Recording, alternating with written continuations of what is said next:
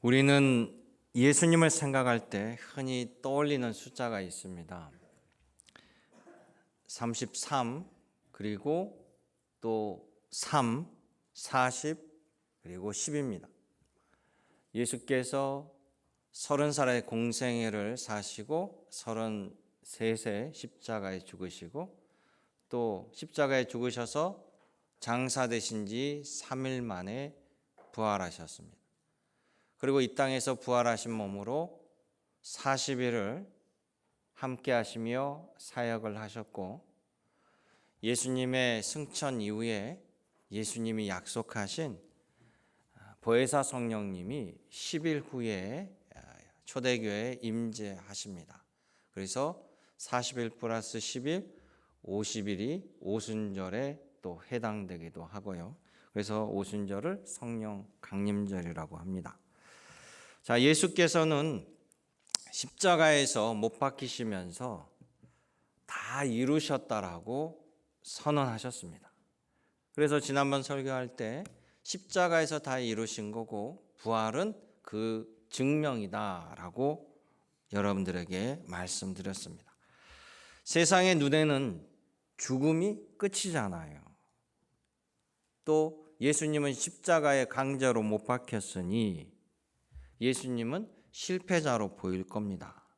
그런데 예수님은 그 사망의 권세를 깨고 부활하심으로 예수님의 부활은 위대한 승리의 함성임을 우리 모두에게 보여주셨습니다. 자, 예수님의 십자가의 죽으심 그리고 부활, 이 모든 과정 속에 한 가지 궁금증이 생깁니다. 예수께서 다 이루셨다라면, 그리고 부활은 예수님의 다 이루심에 우리에게 확정이 된다라면, 예수님은 부활 후에 왜 하늘 보좌로 즉시 가지 아니하시고 40일간 이 땅에서 사역을 하셨을까? 그리고 40일 후에 예수께서는 하늘로 승천하시는데, 하늘로 승천하셔서 예수님은 무엇을 하고 계실까라는 궁금증이죠. 특히 예수께서 부활하셔서 죽음을 이기시고 사망 권세를 깨뜨리시고 우리의 죄를 사하여 주셨는데, 왜 우리는 여전히 믿는 자들도 육신의 죽음을 맞이해야 될까? 이 시간 우리 사도행전이 말씀을 통해서 예수님의 40일 동안의 사역, 또 승천, 또 우리의 궁금한 모든 것을 주님께서 가르쳐 주시는 이 사도행전 1장을 통해서 여러분 모두 부활의 소망과 또 부활의 은혜와 또 주님이 예비하신 그 은총을 누리는 여러분 이 시간 되기를 주님의 이름으로 축원합니다. 그래서 이런 궁금증을 가지고 보면요, 부활 이후에 40일 동안 예수님의 사역은 이 성경을 확증해 주시고 또 부활을 우리에게 증거해 주시고 앞으로 탄생할 교회를 세우기 위한 작업을 하셨다는 거죠. 사도행전 1장 3절에 이런 얘기합니다. 주님이 확실히 많은 증거로 친히 살아계심을 나타내사 40일간을 보이셨다라고 해요. 그 전에는 예수님이 십자가에 돌아가시기 전에 제자들과 함께 동고동락을 하셨어요. 또 예수님의 집이 갈릴리 나사렛인 걸 다 알잖아요. 또 가버나움에 함께 하실 때 예수님은 제자들과 함께 생활을 하셨습니다. 물론 저녁에 감람산에 가서 기도하실 때도 있으셨고요. 그래서 기도의 자리도 다 알고 있습니다. 그런데 예수님의 부활 이후에 40일 기록을 보면 예수님이 부활하셔서 다시 예전의 일상으로 돌아가서 정착한 시간이 아닌 걸로 나타나요. 그리고 부지런히 제자들에게 나타나셨다, 제자들에게 보이셨다라고 성경은 기록하고 있어요. 그러면 그 이전처럼 예수님이 제자들과 함께 이 40일 동안 동고동락을 하신 것은 아니고 계속해서 나타나시고 보여주신 것을 증명합니다. 왜 그렇게 하실까? 예수님의 부활은 단지 죽었다가 살아난 나사로의 소생과는 질적으로 다르기 때문에 그래요. 나사로는 질병으로 죽었지만 예수님이 그를 돌아오게 살리셨습니다. 그러나 그는 다시 나중에 그 육신의 한계 때문에 죽게 되었죠. 그런데 예수님은 더 이상 예수님에게 죽음이 지배할 수 없는 영화로운 몸, 부활의 몸으로 돌아오신 거예요. 여러분, 부활을 믿기 어렵잖아요. 죽었다 사람이 돌아온다는 것을 지금도 믿지 못합니다. 그런 일이 있지 않죠. 또 단순히 죽다가 살아난 사람, 가끔 병원에서 사망했습니다라고 했는데 또 살아난 사람도 있단 말이에요. 그런데 그들은 결국 역시 언젠간 세상을 떠납니다. 그런데 예수님의 부활은 더더욱 한 번도 경험해 보지 못하고 들어보지도 못하고 이해하기도 어려워요. 예수님의 부활의 모습을 보면 연속성과 변화성이 보입니다. 연속성이라는 것은 우리 육신의 모습처럼 우리가 죽었다가 다른 형태로 부활하면 누구도 알아보지 못하잖아요. 그런데 동일한 형태로 부활하셨기 때문에, 몸을 가지고 부활하셨기 때문에 제자들이건 사람들이건 알아본다는 거예요. 알아볼 수 있다는 것에서는 연속성이 있으나 변화성은 뭡니까? 그 부활하신 예수님의 몸은 그 전의 몸과 달랐어요. 제자들이 두려워서 문을 닫고 숨어 있는데 문을 열어드리지도 않았는데 문을 통과한다든지, 또 그곳에서 함께 하시고 말씀하시다가 갑자기 사라지시는, 또 시공을 초월하는 모습을 보인다라는 거예요. 그래서 예수님의 부활체 몸은 지금의 우리의 몸과 같지 않습니다. 그러니 예수님의 이 영화로운 몸 더더욱 이해하기 어렵죠. 그래서 예수님의 부활은요, 머리로 이해하는 것이 아니라 예수님을 보고 체험하고 함께함으로 자연스럽게 받아들이는 거예요. 인정하게 되는 것이죠. 예수님의 부활 사역은 그래서 끊임없이 그들과 함께하며 보여주시고 같이 식사하시고 먹여주시고, 또 영으로 부활이 아니고 육신을 가지고 부활하셨다는 것을 끊임없이 증명해 주셨습니다. 또한 예수님의 부활 사역은 우연히 일어난 기적인 사건이 아니라 예수님이 하시는 모든 일들이 이미 예언서에 기록되어 있는 예언의 말씀 따라 이루어지고 있다는 것을 예수께서 부활하신 이후에 다시금 제자들에게 성경을 가지고 가르치시고 짚어주시고 풀어주시는 거예요. 창세기 3장 15절에 보면 여인의 후손이 사단의 머리라고 하는 뱀의 머리를 상하게 할 것이다 라고 하신 그 말씀처럼 예수께서 마리아의 후손으로 이 땅에 오셔서 사탄의 권세를, 죽음을 깨뜨리고 부활하심으로 이 말씀을 성취하신 거라든지, 또 시편 16편 10절에 다윗은 주께서 내 영혼을 수월에 버리지 아니하시며 주의 거룩한 자를 멸망시키지 아니실 것이라 노래했는데, 바로 이것이 예수 그리스도를 나타내는 노래라는 것. 또 신약 성경에도 예수님의 두 제자 엠마오로 가고 있는 그 제자들은 예수님을 알아보지 못했어요. 그러면 왜 알아보지 못할까요?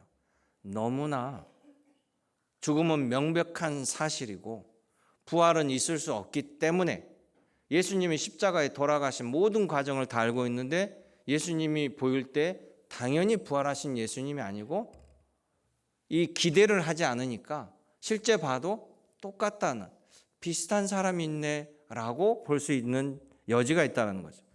그들에게 예수님은 말씀을 가르칩니다. 선지자의 글로 시작하여 성경에 쓰여 있는 자기에 관한, 그리스도에 관한 것을 자세히 설명하여 줄 때 그들의 눈이 띄어졌다라고 이야기합니다. 그러기에요, 예수께서 부활하신 후 이 40일 동안 공을 들이는 이유는 우리의 신앙이 우리의 감정이나 환상이나 헛된 이야기를 전해받고 듣는 것이 아니라 예수 그리스도의 부활은 역사적인 사실이고 역사적인 근거 위에 우리는 그 부활 신앙을 믿으며 교회가 출발하였다라는 사실을 기억하시기 원합니다.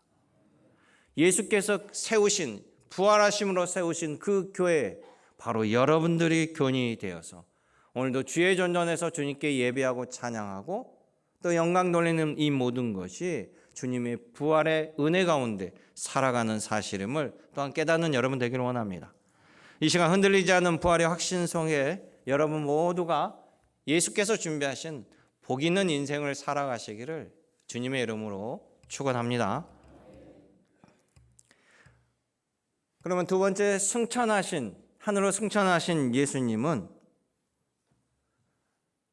하늘 지성소에서 쉬고 계시는가? 모든 사역을 마치셨으니 그렇지 아니하고 성경은 하늘 지성소에서 우리를 위해 대제사장으로 중보자로 사역하고 계시다는 사실이에요. 많은 분들이 그냥 쉽게 생각하기를 예수님이 승천하셨으니까 지상의 모든 사역은 일을 끝내고 안식하고 계신 거 아닌가 라고 생각하는데 성경을 보면 예수님의 승천은요 하늘 사역의 시작이 되는 거예요. 여기서 중요한 우리 신학적인 질문을 한번 생각해 봅니다. 자, 예수님이 사망 권세를 이기셨는데 우리 믿는 자들은 여전히 병들고 늙고 죽음을 맞이해야 될까요? 예수님이 죄의 결과를 바꾸셨는데 말이죠. 어떻게 보면 이게 논리적으로 모순처럼 보이죠. 그런데 중요한 것은 우리는 이미와 아직 사이를 살아가고 있는 거예요. 자, 이미라는 것은 예수께서도 이 말씀하시죠. 천국이 이미 우리에게 와 있고 또 천국이 오고 있다라고 말씀하셔요. 이미와 아직 긴장 사이라는 것은 자, 예수님을 믿는 순간 예수님은 우리의 대속자로 대신 죄를 지시고 죽으셨기 때문에 우리가 예수님을 믿는 순간 우리는 법적으로 무죄 선고를 받게 됩니다. 그래서 이제 더 이상 죄인이 아니고 의인이 되는 거죠. 그리고 영원의 새 생명을 얻게 되는 거예요. 그런데 우리가 입고 있는 이 육신은 여전히 아담의 타락 이후에 죄의 영향력이 미치는 이 피조 세계 안에 있다라는 거예요. 그러니까 그냥 쉽게 설명해서 우리가 8.15를 광복절이라고 하잖아요. 8.15 광복절. 혹시 8.15 광복절 모르는 분 없죠? 너무 무덤덤하게 계셔서 8.15로 광복절이잖아요. 그 8.15가 일본 천황이 항복하는 날이잖아요. 뉴스 보면 뭐 일본 말로 뭐라고 항복이 일본 천황이 뭐 더듬거린 말투로 못 알아듣는 소리를 막 하잖아요. 항복을 선언한 날이지 완전히 해방된 날은 아니에요. 실제적으로 법적으로는 일본이 항복을 선언했어요. 그런데 이것을 예수님의 부활과 비교한다면 그날 즉시 모든 일본군들이 철수한 건 아니에요. 소식을 듣지 못한 잔당들도 있었고 항복을 거부한 자들도 있었고 그래서 만주, 한반도, 동남아 일대에서 여전히 저항하고 전투가 있었어요. 그리고 천황은 항복을 선언했지만 8월 15일 날 항복을 선언했지만 미 군정과 만나서 배에서 만나서 실제 법적 효력이 있는 이 사인을 한 날은 9월 2일로 나옵니다. 그러니까 법적으로는 9월 2일 그 사이에 간격이 있죠. 또 다른 예를 들면요. 미국의 독립기념일은 7월 2일이에요. 7월 2일. 7월 4일입니다. 미국의 독립기념은 7월 4일인데 미국도 그 날이 완전히 모든 것이 해방된 날이 아니에요. 영국의 식민지로 살다가 우리 독립선언서를 외치듯이 3.1절에 이 미국이 7월 4일 날 독립선언을 먼저 한 거예요. 선언을 하고 그 뒤로 독립전쟁 벌어지면서 7년간을 전쟁을 벌어요. 그리고 7년 뒤에 실제적인 독립이 이루어집니다. 그런데 그들은 7월 4일이 우리가 독립을 선언한 날이 바로 이 시작이기 때문에 그 기념일을 지키는 거예요. 마찬가지로 그 간격이 있잖아요. 광복이라는 사실과 실제 전쟁의 종료라는 그 간극이 있는 거예요. 그것처럼 우리 성도들의 육신의 죽음은 아담의 죄의 결과로 들어온 거지 실제 하나님의 심판이나 형벌의 때가 아닙니다. 그래서 하나님께서 또 예수님께서 심판의 때가 언제라고 그랬어요? 재림의 때라고 하셨잖아요. 우리가 죽음으로 심판을 받는 것이 아니라 우리의 죽음은 아담의 죄로 말미암아 죄로 결과로 빚어지는 거고 실제 하나님의 심판은 예수님의 재림 때에 오는 거예요. 그런데 예수께서 우리의 죄를 지시고 십자가에서 죽으셨잖아요. 그러니 우리는 법적으로 그 죄로부터 해방됐다란 말이에요. 그러니까 이제는 이 고린도전서 15장에 보면 썩을 몸이 하나님의 은혜로 예수 그리스도로 말미암아 썩지 아니할 몸으로 바뀌게 된다라고 말씀하죠. 그러니까 우리 육신의 죽음은 죄의 오염으로 부패되어가는 이 육신의 장막을 벗어버리고 예수님 같이 영화로운 부활체를 입기 위한 우리는 은혜의 가문이 된다. 이 죽음의 성격이 바뀐 거예요. 죽음이란 사실은 동일하게 보일지라도 믿는 자에게 그 죽음은 전혀 다른 형태로 주님께서 은혜의 관문으로 열어주셨다는 거예요. 그러니 썩지 아니할 것이 죽음으로 썩어질 것이 썩지 아니할 것으로 새롭게 나타나게 되는 과정입니다. 낡은 집을 재건축할 때 여러분 집주인이 돈을 다 지불했다고 해서 그 썩은 기둥을 또 쓰지 않아요. 새로운 집을 짓기 위해서는 다 모든 것을 버려야 됩니다. 기존의 것을 완전히 버리고 낡은 것을 다 철거해 버리고 새 것을 세우는 것처럼 우리의 죽음은 거룩함으로 해체되는 과정이에요. 그러니까 이미와 아직 사이에 살아가는 우리들에게는 수많은 어려움과 유혹이 놓여 있죠.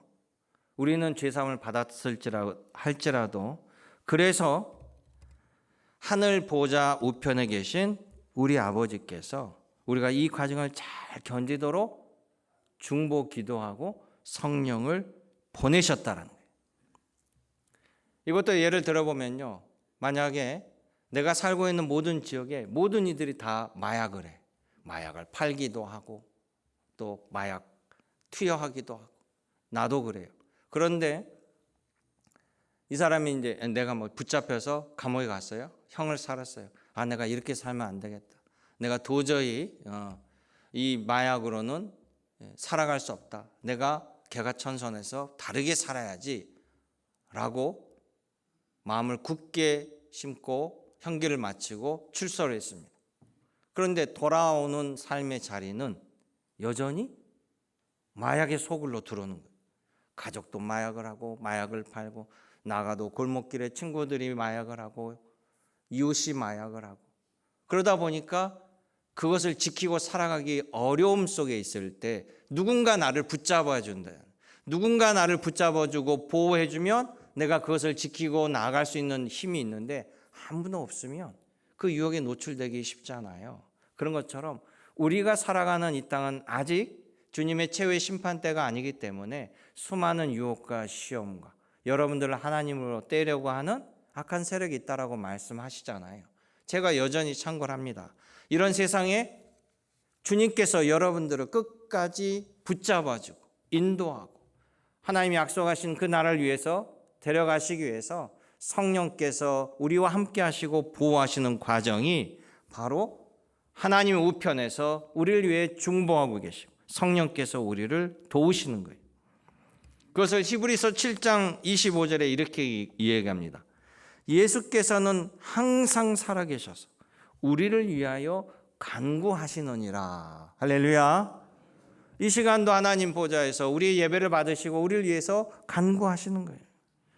우리가 유혹에 흔들릴 때, 죄의 습성에 넘어갈 때, 죽음의 공포가 엄습할 때 주님은 우리를 위해 기도하시며 성령을 통해 우리를 붙잡아 주신다는 겁니다. 그러니 우리는 내 힘으로 버티는 것이 아니라 주님의 중보로 보존되고 하루하루 은혜로 살아가게 되는 존재임을 기억하시고 주님께 감사하는 여러분 되기를 원합니다.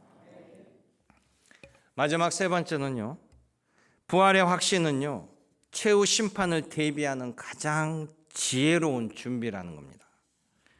여러분, 부활이 확실한다면, 부활을 믿는다면 그 뒤에 올 장차 하나님의 심판 또한 믿어야 됩니다. 우리는 선택적으로 믿으면 안 돼요. 모든 것을 처음부터 끝까지 경고도 들어야 되고 은혜도 받아야 되고 또 축복도 우리가 기대해야 됩니다. 히브리서 9장 27절에 분명히 선언하죠. 사람이 한 번 죽는 것은 사람에게 정해진 것이요 그 후에 심판이 있게 되리라 라고 기록하고 있어요. 그러니까 우리의 죽음은 하나님의 심판이 아니고 제 육신의 결과이고 그 이후에 심판이 있다는 거죠. 그러니까 사람들은, 세상 사람들은 이것을 모르기 때문에 죽으면 모든 것이 끝이라고 생각하는데 그것이 아니에요. 오히려 성경은 육신의 죽음 이후에 영과 몸이 분리됩니다. 우리가 죽으면 영혼은 천국으로, 육신은 대지로 돌아가죠. 그들은 그 죽음 이후에 천국으로 간 영혼과 또 대지로 간 육신은 아직 심판받기 전이에요. 그래서 천국이나 음부의 세계를 중간 상태라고 얘기합니다. 중간 상태. 그 중간 상태에 머물러 있다가 예수께서 재림하실 때, 예수께서 심판하실 때 선을 행하는 자 영생의 부활로, 악을 행하는 자 영벌의 부활로 모두 다 부활시키는 거예요. 그래서 혹시 오해하신 분들은 믿는 자만 부활한다, 아니에요.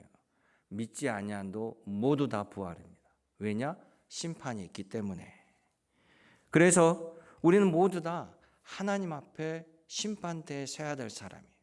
근데 사람이 심판 그러면 되게 두렵거든요. 괜히 죄를 안 지어도 죄를 진 것처럼. 근데 우리는 두려워할 이유가 없어요. 그 심판대에 우리가 은혜 받으려고 주님이 우리의 모든 죄를, 우리의 연약한 죄를 다 용서하시고 십자가에 지셨기 때문에 믿는 자들에게는 심판이 아니고 주님의 은혜가 시작되는 시간이고, 믿지 아니한 자에게는 심판의 때가 되죠. 그냥 쉬운 예로, 여러분 학교에서 방학 숙제를 내줬는데 그것을 열심히 방학 숙제를 한 사람은 개학날이 기뻐요, 안 기뻐요? 기다려지죠. 선생님 앞에 제출하고 칭찬받으려는 날이야. 그런데 방학하자마자 책가방 탁 던지고 열심히 놀던 애들은 이제 개학날은 심판의 날이야. 어떻게 해서든지 가고 싶지 않아. 선생님 앞에 서는 게 두려워. 그러지 않겠어요? 이해가 되시나 봐. 그런 것처럼 예수님의 재림은 잘 준비하는 자에게는 영광이요 기쁨이에요. 주님을 믿는 자에게는 걱정 없어요. 그래서 그 심판대에서 가장 중요한 것은 예수 그리스도의 대속의 은혜를 입었는가 입지 않았는가가 중요합니다. 자, 이 지점에서 우리가 피조물이란 것을 철저히 인식하고요. 자, 내가 계절로 바꿀 수도 없고, 더우면 옷을 반팔을 입고 추우면 따뜻한 것을 입을 수밖에 없듯이 우리는 환경에 영향을 받잖아요. 하나님의 질서 아래 살아가는 존재예요. 그러니까 그 질서를 만드신 분이 심판이 있다 그러면 그걸 믿는 것이 당연한 거잖아요. 언덕 위에 좋은 땅을 발견했습니다. 내가 저기에 집을 지어서 노후에 편안히 살아야지 라고 생각을 하고 그 땅을 알아보는데 부동산 업자가 그럽니다. 이곳에 정부가 고속도로를 낸다라는 계획이 세워져 있다라고. 10년 뒤에 고속도로가 지나갈 땅이라고. 근데 그 말을 듣지 아니하고 이렇게 좋은데 뭔.